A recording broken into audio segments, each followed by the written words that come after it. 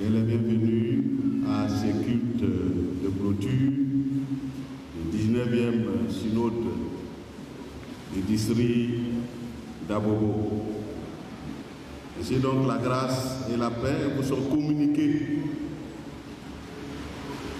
de la part du Dieu le Tout-Puissant, de la part de Jésus-Christ et de la part du Saint-Esprit, le Consolateur, un seul Dieu éternellement béni. Amen. En présence du Dieu Saint, trois fois Saint, humilions-nous et confessons-lui de façon personnelle nos péchés. Rejoignons-nous dans la prière de confession générale des péchés et disons ensemble: Père Tout-Puissant et très miséricordieux, nous nous sommes égarés et nous nous sommes éloignés de tes sentiers comme des brebis perdues. Nous avons trop suivi les projets et les désirs de notre propre cœur. Nous avons violé tes lois saintes. Nous avons négligé de faire les choses que nous aurions dû faire et nous avons fait ce que nous aurions dû ne pas faire. Il n'y a rien de saint en nous. Ô Seigneur, aie pitié de nous, misérables pécheurs. Épargne, ô Dieu, ceux qui te confessent leurs fautes. Relève ceux qui se repentent, selon les promesses que tu as faites aux hommes dans le Christ Jésus notre Seigneur. Accorde-nous, ô Père très miséricordieux, pour l'amour de ton Fils, de vivre désormais une vie de piété, de justice et de sobriété à la gloire de ton Seigneur. Amen. Nous savons, Seigneur, que tu nous aimes. Ton grand amour ne te fait jamais nous régner, car nous sommes tes enfants. Grâce te soit rendue pour ton pardon qui renouvelle nos vies et nos engagements pour ton œuvre, par Jésus-Christ, notre Sauveur. Amen. Veuillez vous lever. Gloire soit au Père, gloire au Fils, gloire au Saint-Esprit.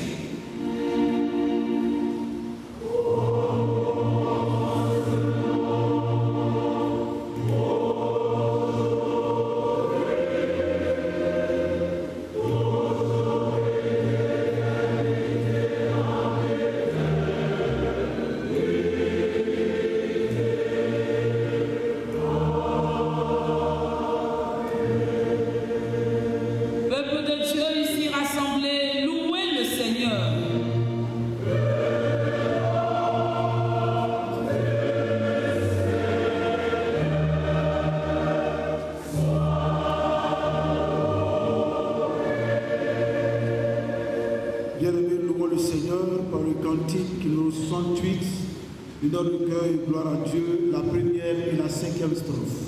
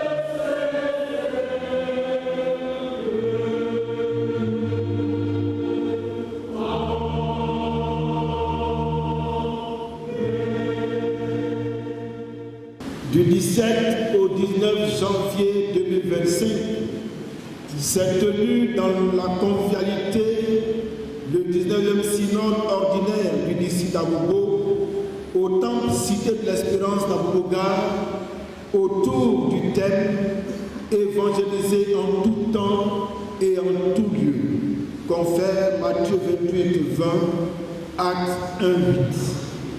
Cette rencontre au sommet de notre district a été l'occasion pour le surintendant d'inviter tout son district à la mise en pratique des 3 importantes disciplines pour un district prospère, à savoir la discipline spirituelle, la discipline administrative et la discipline financière.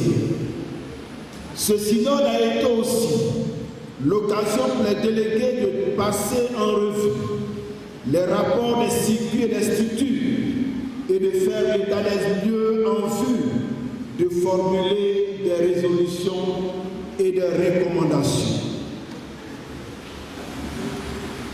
Au titre des résolutions, au titre des circuits, le circuit d'Akékwa, que la dédicace du temple d'Akékwa Extension se fasse au 4e trimestre de l'année 2025. Circuit Aboboga, que l'induction des BGP de la communauté gérienne se fasse le dimanche 13 avril 2025. Que la chorale de l'église locale Source de la Grâce soit reçue et ses œuvres consacrées le dimanche 8 novembre 2025. Au titre des organisations et structures, au titre du conseil des ministères, que chaque église locale alloue à l'évangélisation 20% de son budget 2025. Au titre du Conseil des finances et de l'administration, que les fonds des églises qui n'ont jusqu'à présent pas ouvert de compte bancaire soient logés dans un sous-compte du district dès la fin de ce mois de janvier 2025. Que l'état financier par mois de chaque église locale soit fait, présenté et adopté au conseil paroissial afin que le document numérique soit transféré au service financier du district avant le 15 du mois suivant. Au titre de l'organisation des prédicateurs, qu'une affectation des prédicateurs dans les églises du district se fasse une fois par trimestre afin de leur permettre de visiter d'autres communautés. Au titre du patrimoine, que chaque église locale prenne des dispositions pour sécuriser son patrimoine au cours de cette année 2025 et qu'un point soit fait à ce propos au plus tard fin mars. Au titre du COMEFA, qu'une autorisation de célébration de mariage soit délivrée par le surintendant avant toute bénédiction nuptiale. Que l'offrande du département de la famille lors des bénédictions nuptiales soit appelée offrande ordinaire. Au titre de l'organisation des conducteurs, qu'une cérémonie de reconnaissance aux conducteurs ayant au moins 20 années de ministère soit organisée cette année. Recommandations au titre des circuits. Circuit Abobo Baou. Que les eaux de couleur violette de la chorale liturgique de Djibi soient dédicacées. Que la communauté Bethel d'Abobaoué soit autorisée à organiser les 10 ans de la dédicace de son temple. Circuit Aboboga. Que les œuvres de couleur bleu-roi de la chorale liturgique de l'église de Gébiel soient consacrées le dimanche 30 mars 2025. Au titre des organisations et structures, au titre de l'organisation des conducteurs, que les conseils s'impliquent dans la sensibilisation des membres des églises locales du district à prendre part aux réunions de classe méthodistes, y compris les membres des conseils eux-mêmes, au titre du directoire musical. Que les chantres méthodistes présentent leur autorisation de sortie avant toute prestation dans une église du district. Que les églises aident à l'achat des aubes de couleur bleu roi de la chorale du district. Au titre du patrimoine, que l'inventaire du patrimoine soit fait au niveau local chaque fin de trimestre par le chargé du patrimoine de l'église locale pour être versé au point du CFA. Au titre du conseil des ministères, que chaque église locale, avant la célébration de sa fête annuelle des moissons, fasse d'abord la moisson des âmes gagnées au Seigneur. Au titre du conseil Église et Société, que le conseil Église et Société fasse mention dans son rapport des activités sociales de l'association des conjoints des ouvriers du district. Au titre du mouvement des laïcs, que les PCFA et régisseurs des églises du district soient exhortés à participer aux réunions mensuelles du CFA du district. Que les responsables des églises locales gèrent les collectes des journées à thème et autres avec la crainte de Dieu en les reversant intégralement et dans le temps.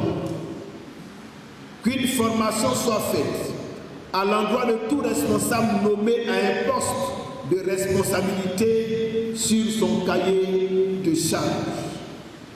Qu'un séminaire sur la solidarité soit organisé par circuit assorti d'un guide. Au titre des nominations, est nommé président du comité d'organisation M. Lopez Baoua. Est nommé président de Christ Academy au niveau du district M. Josias Glan. Fait à Abobo le 19 janvier 2025, peuple de Dieu, je vous invite à vous tenir debout pour la signature des actes du synode. Nous appelons le très grand pasteur Daniel Kounan.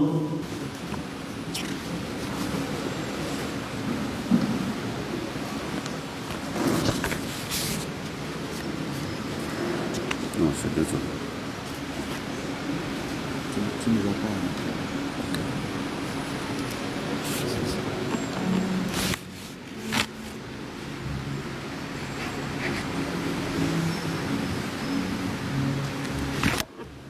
Nous voulons remettre les actes du synode afin que, avec tout le groupe de Bégali, vous puissiez traduire cela en acte de la gloire de Dieu dans notre vie.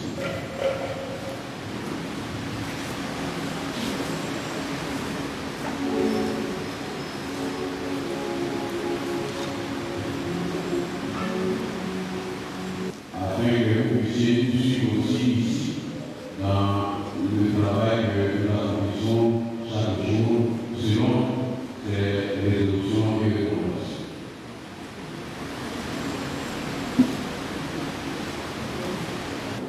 Ô notre Dieu, source intarissable de tout bien, nous te bénissons pour les dons de ton amour.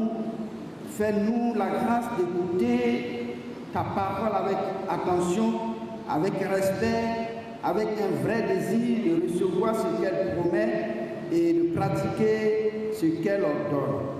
Grave-la non seulement dans notre esprit, mais encore dans notre cœur. Et transforme-nous par ton esprit à l'image de ton Fils, en nous faisant contempler ta gloire dans le clair miroir de ton évangile. Amen. Lecture de l'Ancien Testament, tirée de la prophétie d'Ésaïe. Ésaïe 6, 8, et nous lisons. J'entendis la voix du Seigneur disant, qui enverrai-je et qui marchera pour nous? Je répondis, me voici, envoie-moi. Amen. Lecture du Nouveau Testament, tirée de l'Épître de Paul aux Romains, chapitre 10, du verset 9 au verset 15. Si tu confesses de ta bouche le Seigneur Jésus, et si tu crois dans ton cœur que Dieu l'a ressuscité des morts, tu seras sauvé. Car c'est en croyant du cœur qu'on parvient à la justice, et c'est en confessant de la bouche qu'on parvient au salut, selon ce que dit l'Écriture. Quiconque croit en lui ne sera point confus. Il n'y a aucune différence, en effet, entre le juif et le grec, puisqu'ils ont tous un même Seigneur, qui est riche pour tous ceux qui l'invoquent. Car quiconque invoquera le nom du Seigneur sera sauvé. Comment donc invoqueront-ils celui en qui ils n'ont pas cru? Et comment croiront-ils en celui dont ils n'ont pas entendu parler? Et comment entendront-ils parler s'il n'y a personne qui prêche? Et comment y aura-t-il des prédicateurs s'ils ne sont pas envoyés? Selon qu'il est écrit qu'ils sont beaux, les pieds de ceux qui annoncent la paix, de ceux qui annoncent de bonnes nouvelles. L'herbe sèche, la fleur tombe, mais la parole de Dieu demeure éternellement. Amen.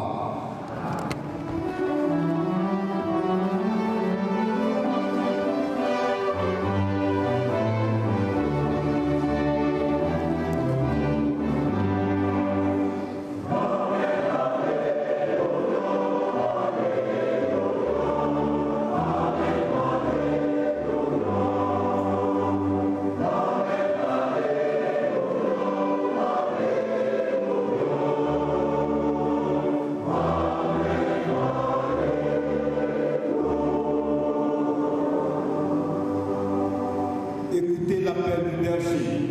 Il sait ses brebis en danger. Il les appelle avec amour.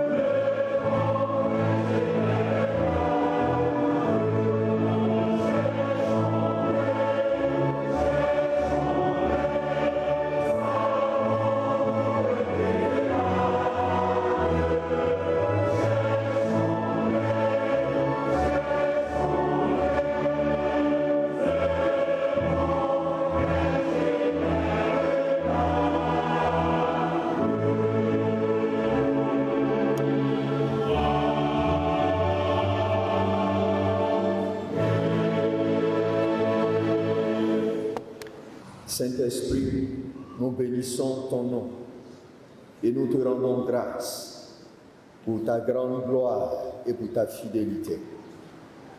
De ce que, au thème de ces travaux, tu veux nous donner une orientation nouvelle, un départ nouveau, un chemin neuf.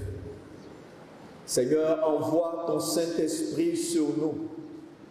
Envoie la puissance de la révélation sur nous et parle à notre cœur. Nous nous soumettons à l'autorité de ta parole. Nous nous soumettons à la manifestation de ton Saint-Esprit. Viens glorifier ton nom dans ces instants. Au nom de Jésus, si quelqu'un est d'accord, il acclame très fort le nom de Jésus-Christ de Nazareth. Nous bénissons le nom du Seigneur pour tous nos responsables ici rassemblés, pasteurs et laïcs, et nous rendons gloire à l'Éternel pour ces hauts faits. Que le nom de Dieu soit glorifié. Amen. Tu peux l'acclamer très fort parce qu'il est Seigneur et il est le Sauveur du monde.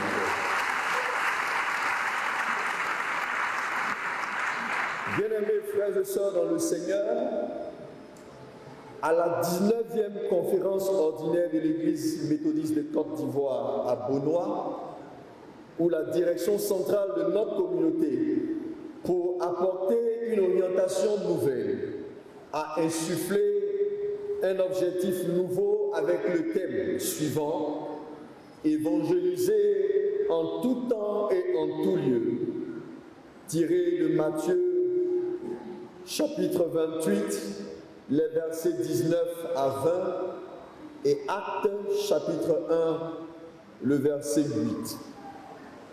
C'est dans cette optique qu'à ce synode ordinaire du district d'Abobo, il nous est apparu nécessaire et fondamental de renforcer nos capacités dans l'évangélisation et la mission au cours des travaux.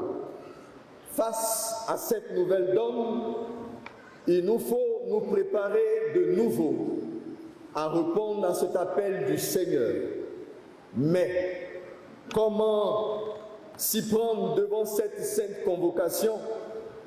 Quelles sont les dispositions spirituelles, morales, physiques et financières pour se mettre en route pour l'évangélisation?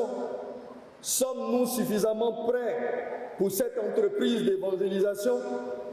Telles sont ces quelques pistes de réflexion qui se présentent à nous devant le thème qui est le suivant: être prêt pour entreprendre l'évangélisation. Être prêt pour entreprendre l'évangélisation. Si nous croyons du cœur, nous devons aussi comprendre que nous sommes justifiés, que nous sommes sauvés. Celui qui croit en Jésus ne sera jamais confondu. On ne peut pas croire en Jésus et être confondu. C'est ainsi qu'au verset 12, il enseigne qu'il faut comprendre et amener les Juifs et les Grecs à savoir que dès l'instant où le Saint-Esprit est descendu, Juifs et Grecs sont sur les mêmes pieds d'égalité. Juifs et Grecs font désormais partie de la maison de l'Éternel. Juifs et Grecs sont frères. Il n'y a plus de distinction de race, d'ethnie, de sexe, parce qu'ils sont tous justifiés par le Seigneur. Au verset 13, il dit donc: celui qui invoque donc le nom du Seigneur sera sauvé. Si quelqu'un en quelque nation, en quelque peuple, en quelque lieu, invoque le nom du Seigneur Jésus, il sera sauvé. Alléluia. Il sera sauvé. Alléluia. Alors, la question est la suivante. Comment donc invoquera-t-il le nom du Seigneur s'ils n'ont rien entendu? Et s'il n'y a pas de messagers, comment donc pourront-ils entendre le message et la prédication du salut?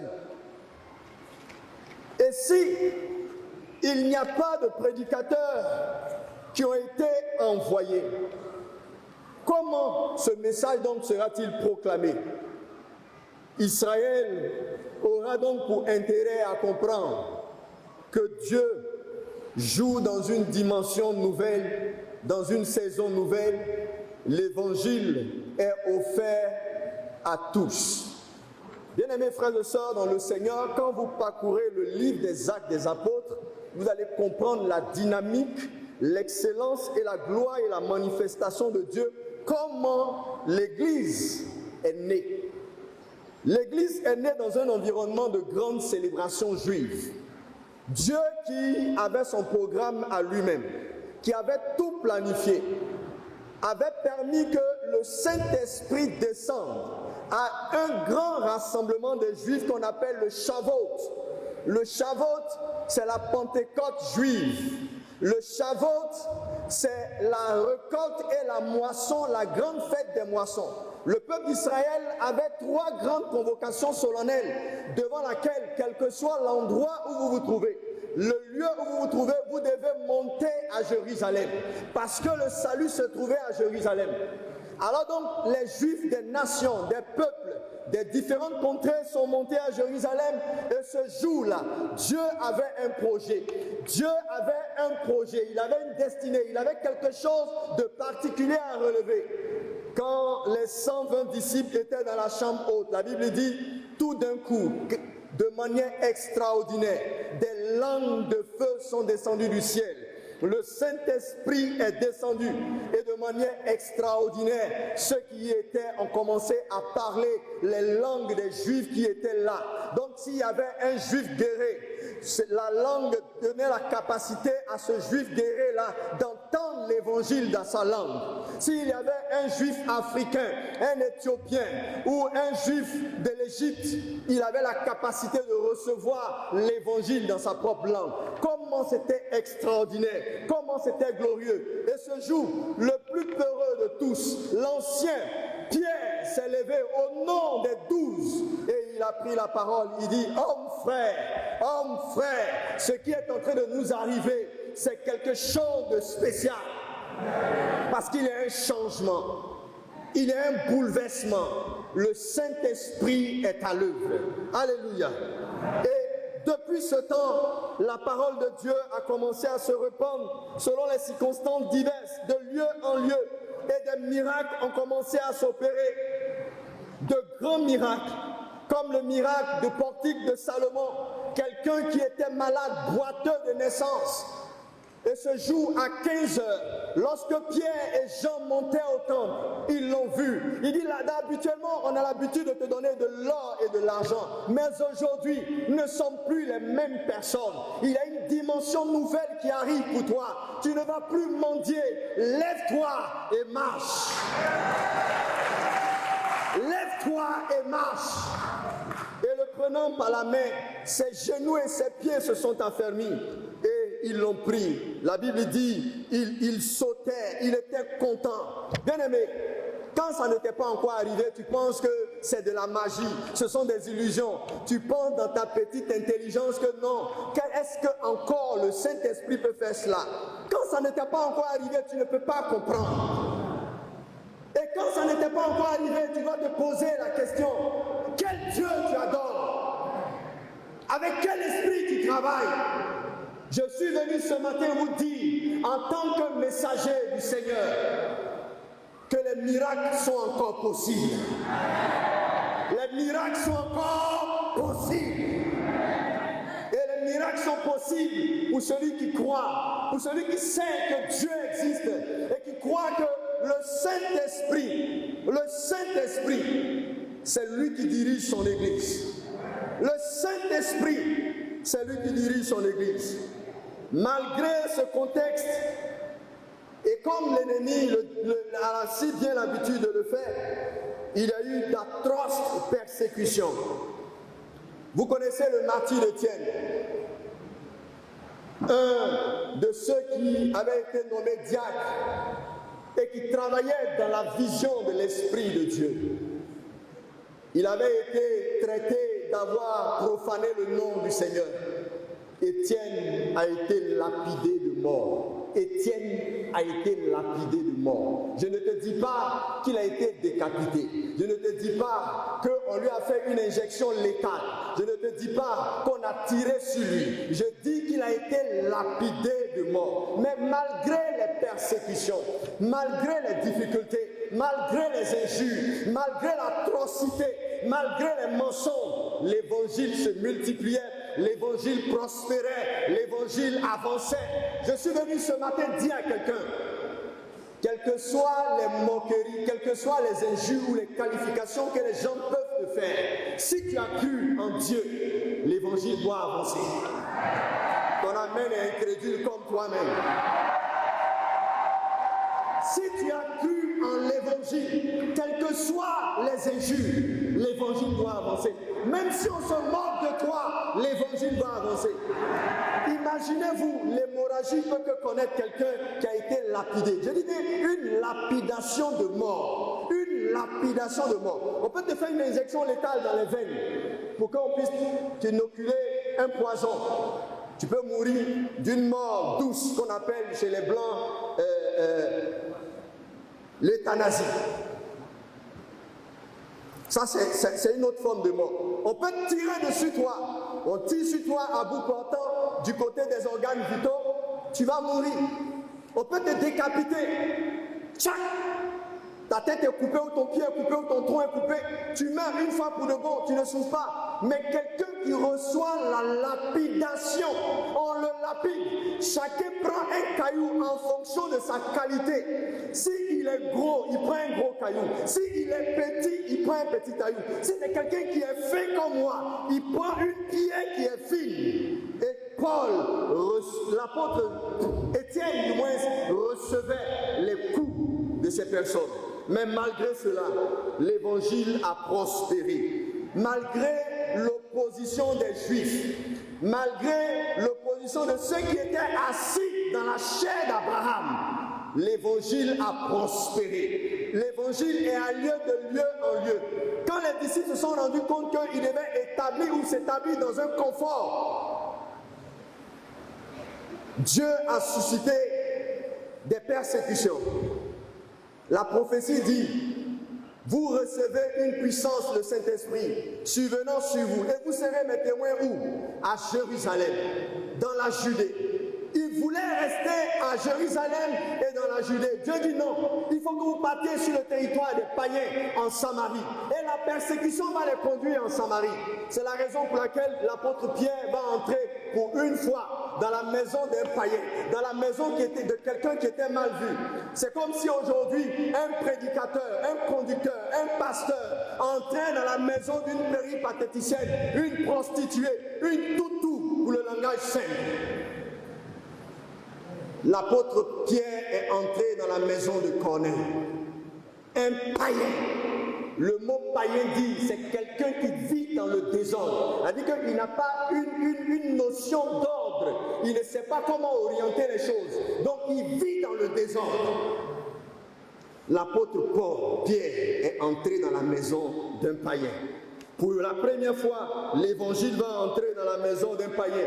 Les Juifs vont se rendre compte que quelque chose de spécial est en train de se produire. Et comme il y avait beaucoup d'interprétations, on va donc convoquer tous les saints et tous les peuples.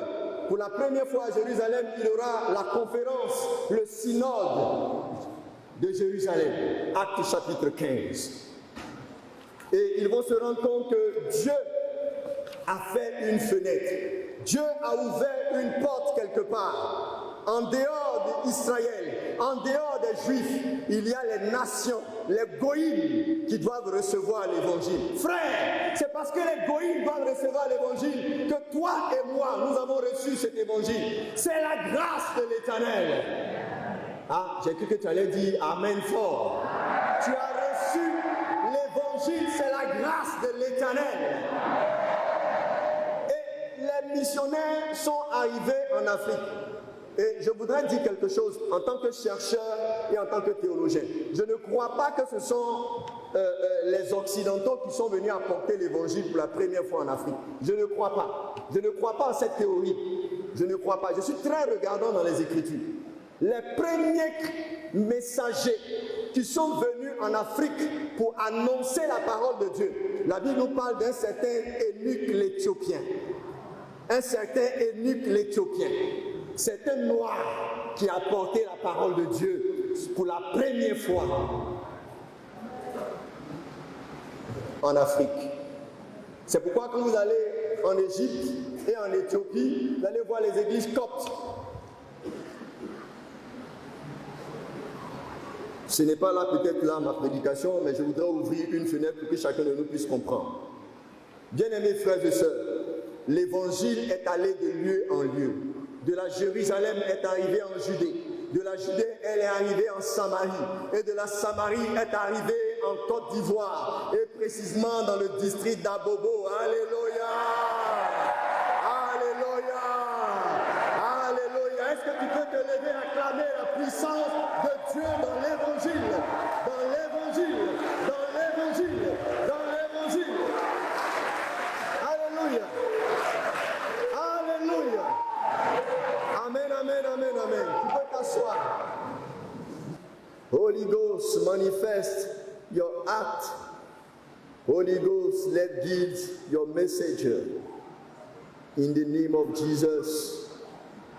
In the name of Jesus. Amen. Troisième et dernier acte. Comment s'apprêter pour l'évangélisation? Frère, c'est là que le bas blesse. Dis à ton frère, c'est là que le bas blesse. On est venu, on a passé 3 jours, on a mangé, on a bu. Les gens ont dormi dans un endroit hyper, ils sont contents. Tu vas quitter le synode, tu vas partir.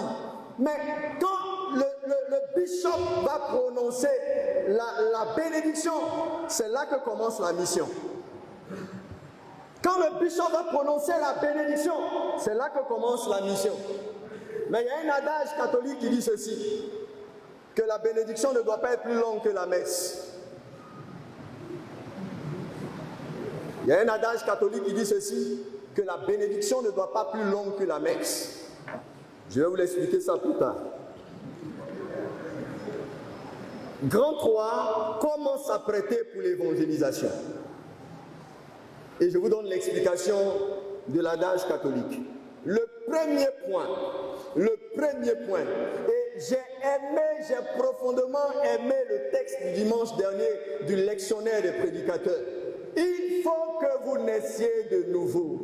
Il faut que vous naissiez de nouveau. Mon frère, ma soeur, conducteur ou pas, chauffeur ou pas, prédicateur ou pas, choriste ou pas, pasteur ou pas, ce qui est fondamental, ce qui est premier, ce qui doit nous conduire dans le royaume des dieux, c'est que chacun de nous doit au préalable, avoir fait la paix avec Dieu.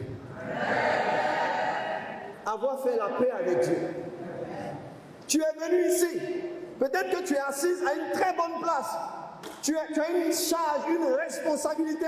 Tout le monde te regarde. Oh, tout le monde envie le tonton, la tantine. Mais est-ce que le tonton et la tantine ont donné leur vie à Jésus?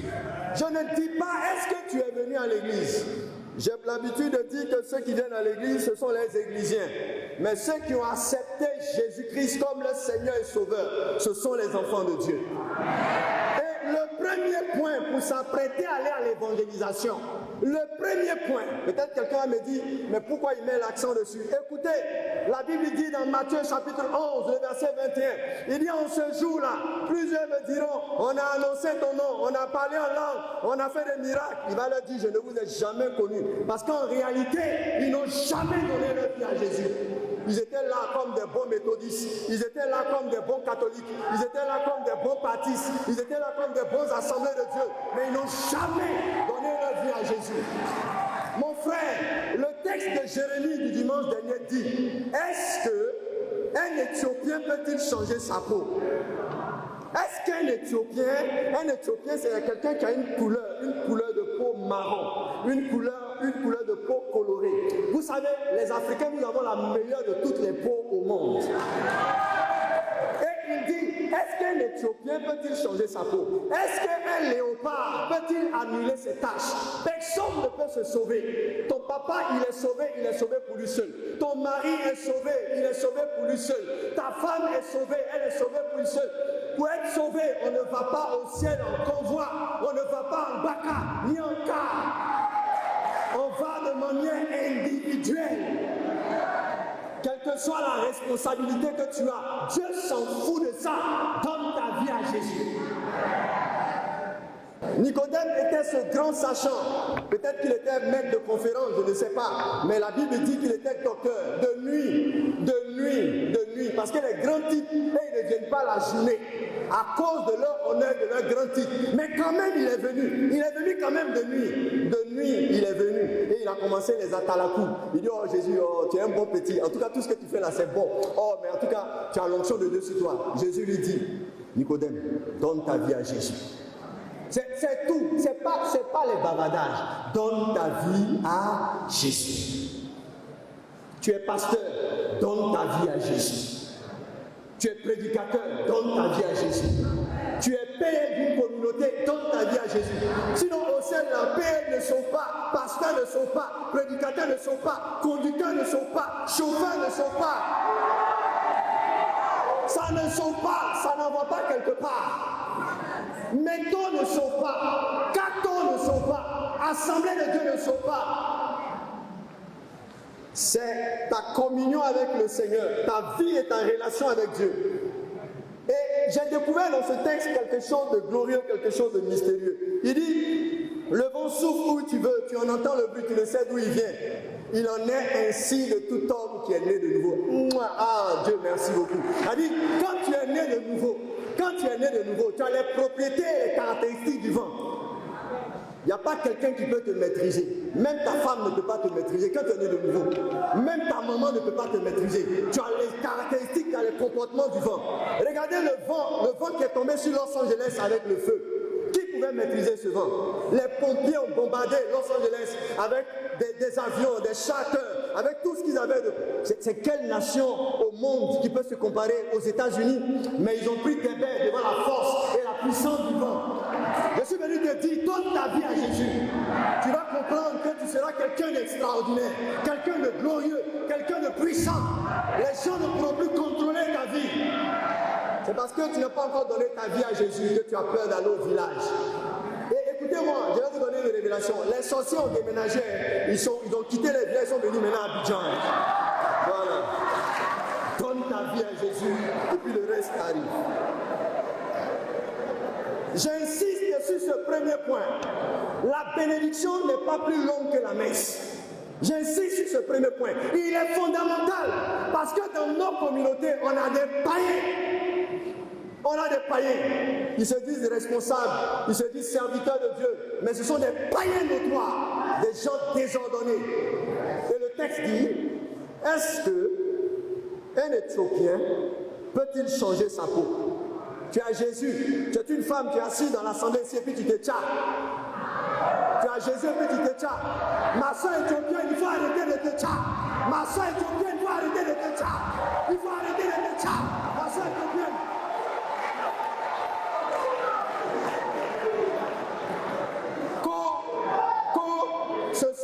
Ce sont les femmes claires qui éclairent les maisons. Hein? Tu es devenu sérieux. Ah, je ne savais pas. Je vais te brancher à côté de ma maison, tu vas aussi éclairer. Je ne savais pas que tu es devenu sérieux, que ce sont les femmes claires.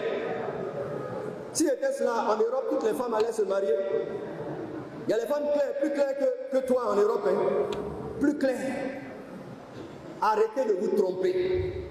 Arrêtez de vous tromper. On a la meilleure de toutes les peaux. Tu peux, toi, tu es assis, tu m'entends. Tu mets 25 000 francs dans Tchatcholi. 25 000 francs dans Tchatcholi. Mais pourtant, ta souscription Fimeco, tu n'as pas encore payé. Mon œil, ma mère au Gabon. Quand tu fais ça, les anges de l'Éternel sont au ciel et puis ils te regardent. Ils disent niam, niam, niam, niam, niam. Deuxième point. Le deuxième point du troisième, du grand 3, c'est de répondre à la grande commission. Tous les croyants, tous les enfants de Dieu sont des évangélistes, sont des évangélisateurs. Vous n'avez pas répondu amen, hein? Je ne peux pas continuer. Hier, lorsque l'évangéliste Chafra est venu faire l'exposé, la conversation sur le... Nous devons tous comprendre que tous les enfants de Dieu, tu es né de nouveau, tu es un évangéliste, tu es un évangélisateur. Il n'y a pas un club. L'Église fonctionne en tant que mission. Et quand on parle de mission, c'est une communauté qui est dynamique, qui avance. Tous les enfants de Dieu sont des évangélisateurs. Et nous devons tous répondre à la mission et au 11e commandement. Allez, faites de toutes les nations des disciples. Chacun de nous doit répondre. Chacun de nous doit apporter là où il est un éclairage de la parole de Dieu. Aujourd'hui, nos leaders spirituels nous ont tronqués. Ils nous ont menti. Ils ont blessé la communauté chrétienne. À telle enseigne que quand vous allez voir un catholique arrive à l'église méthodiste, il va avoir des réserves parce que là où il se trouve, pour lui, n'est pas dans la présence de Dieu. Un assembleur de Dieu arrive dans un endroit, il va avoir des réserves parce que pour lui, là où il est, les gens ne parlent pas en langue. Un pentecôtiste va venir parce qu'il va faire des réserves. Mes frères, ce genre de comportement-là, c'est le diable qui met ça dans nos cœurs pour corrompre. Et on discute sur des détails au lieu de nous concentrer sur la grande commission. L'apôtre Paul dit ceci à Timothée: ce que tu as entendu de moi en présence de beaucoup de témoins, confie-le à des hommes fidèles qui soient capables de l'enseigner aussi à d'autres. 2 Timothée chapitre 2, le verset 2. Ce que tu as entendu, ce que tu vas entendre comme prêche ce matin, il faut aussi aller l'annoncer. Quand tu vas retourner à la maison, ta copine, Mako, quand tu venais ici, il y a des gens même en venant ici qui ont gardé, ils ont mis palabre aux frères. Je m'en vais, hein, je m'en vais. Quand il va revenir du culte là, on va faire le reste. Tu es vaincu au nom de Jésus.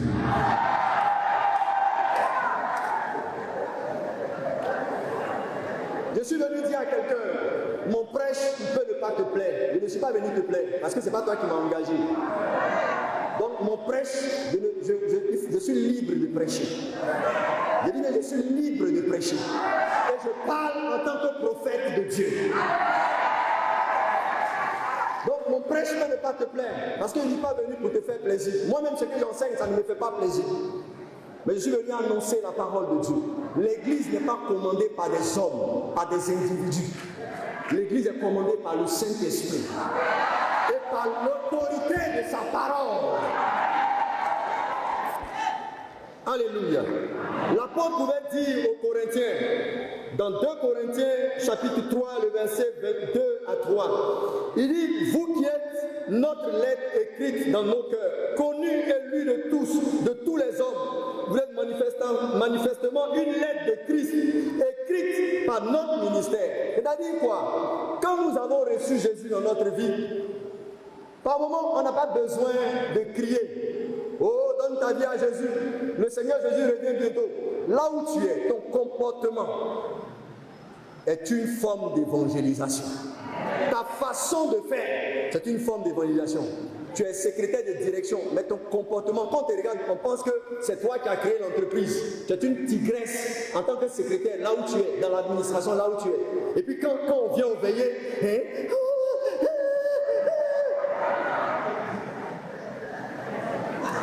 tu ne vois pas qu'il y a quelque chose qui ne va pas. Ton comportement, notre comportement, c'est ce qui fait que les païens ne nous considèrent plus. Parce qu'on travaille dans du faux. Et on a des responsables faux. On a des leaders qui sont faux. Et une église fausse.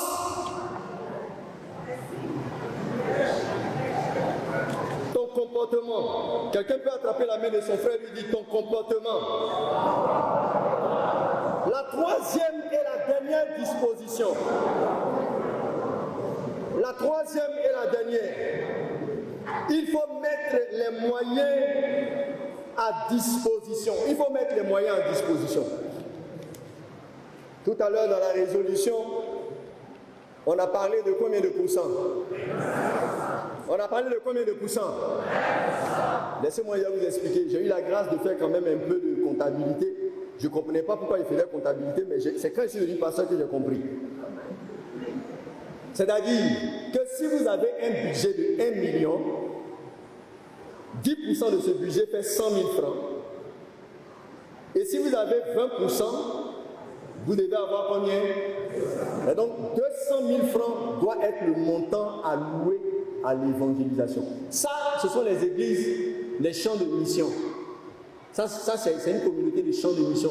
200 000 francs pour faire l'évangélisation. Pourquoi il dit ça? Tu me regardes. Pourquoi je dis ça?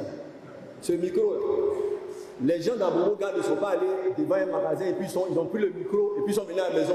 Quand ils partaient, le propriétaire dit: hé, où tu vas? Non, c'est le Seigneur qui dit qu'on va venir prendre le micro. Il faut partir à Djamé, à 13 villes. Fais comme ça, puis tu reviens. Parce que les gens vont te botter. C'est-à-dire quoi? Que cet instrument a quoi? Il a du prix. Il faut mettre de l'argent. L'évangile est gratuit. L'évangile est gratuit. Mais l'organisation de l'évangélisation coûte extrêmement cher. L'évangile est gratuit. Ce matin, je suis devant vous, pas parce qu'on m'a donné de l'argent pour venir prêcher. Non. Je prêche parce que c'est mon travail. Mais l'organisation de l'évangélisation, ça coûte extrêmement cher. Donc quand on parle de 20%, ayons le courage de sortir les 20%. J'en parle en tant qu'aumônier de l'évangélisation et du mouvement de réveil. On souffre dans les églises. On a de ces sachants, des connaisseurs. Quand on dit évangélisation, c'est maintenant que vous allez voir les conseillers, les grands conseillers, les super conseillers, ils sortent les calculatrices. Et puis ça sort les débats, les ingénieurs en débat, les méthodistes des ingénieurs en débat. Et ça n'avance pas. Les gens souffrent au nord. Je l'ai dit hier dans mon intervention. À Abidjan, ici, il y a des gens qui prennent 5 millions, 6 millions pour faire dîner gala. Ils s'asseyent, ils mangent bien, ils se lèvent, ils s'en vont. Mais les 5 et les 6 millions, le pasteur Koulibaly Pierre de Ferke m'a appelé, il dit: chef de l'argent, un terrain de 20 sur 30 dans sa zone coûte 50 000 francs. Il dit: ça coûte 50 000 francs. Tout à l'heure, je peux vous donner son numéro. Et puis d'aller acheter des terrains là-bas. Et il demande de l'argent, de l'aide, parce que j'ai une plateforme que nous avons créée avec les pasteurs sur laquelle on fait la promotion de l'évangile. Et il demande de l'aide pour qu'on puisse l'aider, de l'argent pour qu'on puisse l'aider à acheter des terrains pour l'église. On en fait quoi? On en fait quoi? On a besoin de moyens, on a besoin des hommes. Il faut qu'il y ait des hommes qui sont partis. Il y a des évangélistes, des êtres humains disposés. Ce matin, je m'adresse à toi. Tu es là, tu es un évangéliste. Tu es là, tu es un serviteur de Dieu. Tu es là. Pendant que je parle, le Saint-Esprit te convainc. Le Saint-Esprit parle à ton cœur. Tu es là, tu es un évangéliste. La puissance de Dieu descend sur toi maintenant. Il faut arrêter de compter l'argent. Ta place n'est pas là-bas. Ta place est sur le terrain. Ta place est sur le terrain. Et quand quelqu'un va sur le terrain, il a besoin de nos prières. Il a besoin de nos prières. Les moyens spirituels, il a besoin de nos prières. Il faut qu'on prie pour lui. Il faut qu'on l'accompagne. Il y a des gens qui sont spécialisés à critiquer les serviteurs de Dieu. Depuis que tu parles mal des serviteurs de Dieu, tu ne vois pas que ta bouche est penchée. Tu n'as jamais constaté cela. Chaque jour que tu parles mal des serviteurs de Dieu, l'ange de l'Éternel penche ta bouche. Et puis les gens disent que non, tu as eu un AVC. Ce n'est pas un AVC. Tu dois te repentir. Tu es arrogant, tu dois te repentir. La seule chose que tu dois faire pour les serviteurs de Dieu, la meilleure façon de critiquer un serviteur de Dieu, c'est de le présenter à Dieu. C'est de le porter devant le trône de Dieu. Chaque fois en train de parler mal des serviteurs de Dieu, des prédicateurs, des conducteurs, il faut le confier. Si tu sais que ton conducteur, il n'est pas bon, confie-le. Tout à l'heure, on a dit les actes, les échanges liturgiques. Il faut prier pour lui. Nous devons prier pour nos missionnaires. Les gens qui sont partis en haut, il faut qu'on puisse prier pour eux. À côté des moyens spirituels, il faut une vie de sanctification, il faut une vie de consécration. Et à côté des moyens spirituels, il faut des moyens techniques, c'est-à-dire les instruments et les stratégies pour proclamer la parole de Dieu. Quand tu parles de la part du Seigneur, les hommes, les femmes écoutent. Pendant que tu es debout, je prie que la loi de l'Éternel, l'Esprit de Dieu, descende descende sur toi. Je prie que le Seigneur lui-même te qualifie. Je prie que Dieu te touche et que tu ne sois plus un messager des hommes, mais que tu sois messager de l'Éternel. Que le Seigneur t'apporte toute la qualification nécessaire. Dieu t'accorde toute la sagesse nécessaire. Dieu t'accorde toute la grâce nécessaire. Voilà, pendant que je suis en train de prier, je vois le ciel qui est ouvert et je vois les anges de l'Éternel descendre. Je vois la gloire de Dieu descendre sur ta vie. Je vois une main particulière qui est en train de descendre sur ta vie. Je vois une main particulière qui est en train de descendre sur ta vie. Je vois une main particulière qui est en train de descendre sur ta vie. Le Seigneur te touche, il te touche, il te touche, il te touche, il te touche, il te touche, il te touche. Et sa force, tu la reçois, tu reçois, tu reçois, tu reçois, tu reçois cette dimension et cette onction nouvelle. Que le Seigneur te bénisse. Amen. Bien-aimés frères et sœurs, c'est ainsi que prennent fin les quelques petites paroles avec beaucoup de turpitude, avec beaucoup de faiblesses humaines. Nous avons transmis ce qui est du sacré. Que Dieu vous bénisse, que le Seigneur vous bénisse, que le Seigneur vous bénisse. Bonne et heureuse année 2025 dans l'évangélisation. Amen. Aide-nous par ton esprit à mettre en œuvre de façon pratique le thème de l'année, évangéliser en tout temps et en toutes circonstances.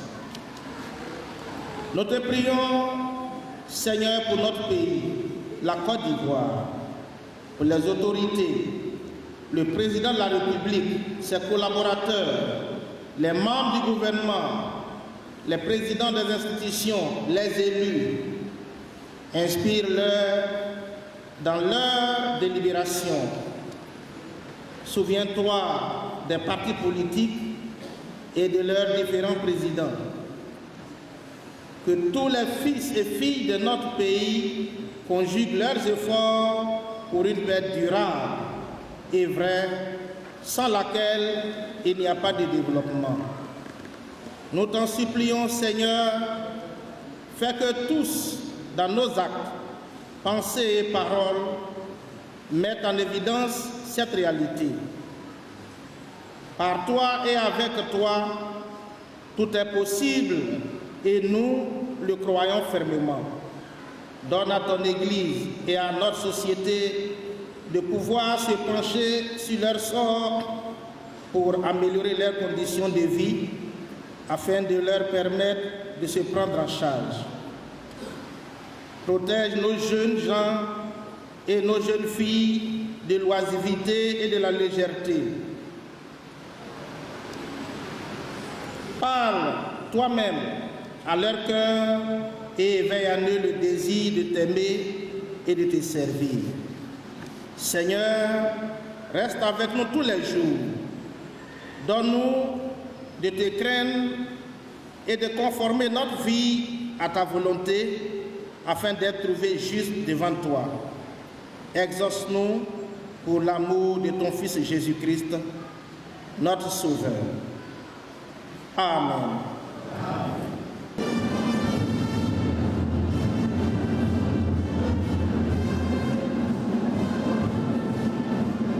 Plateau de cuit se prépare. Après plateau de cuit, le circuit d'Atout va couper.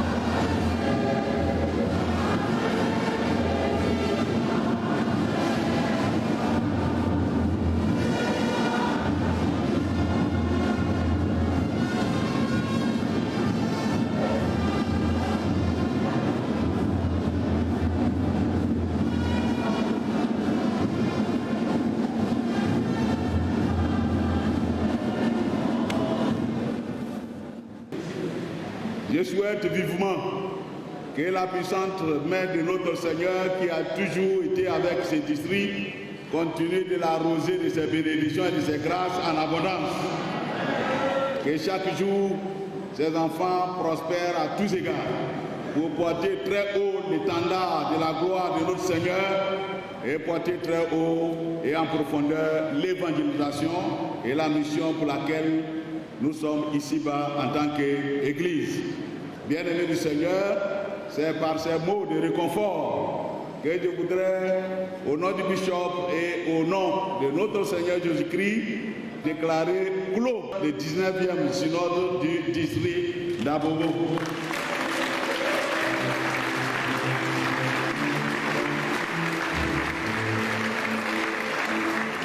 Le Seigneur vous bénisse au nom de Jésus. Amen.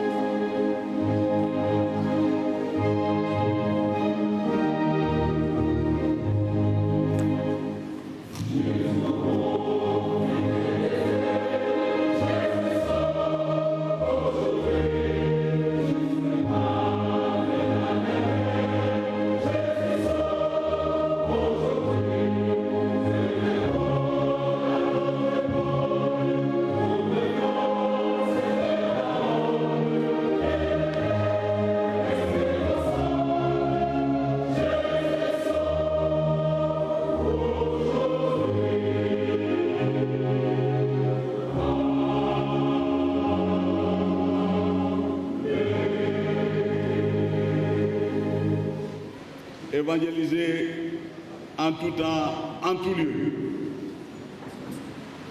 Allez faire de toutes les nations mes disciples, les baptisant au nom du Père, du Fils et du Saint-Esprit, et leur enseignant tout ce que je vous ai appris. L'ordre est donc donné. Le Seigneur Jésus est sur son trône.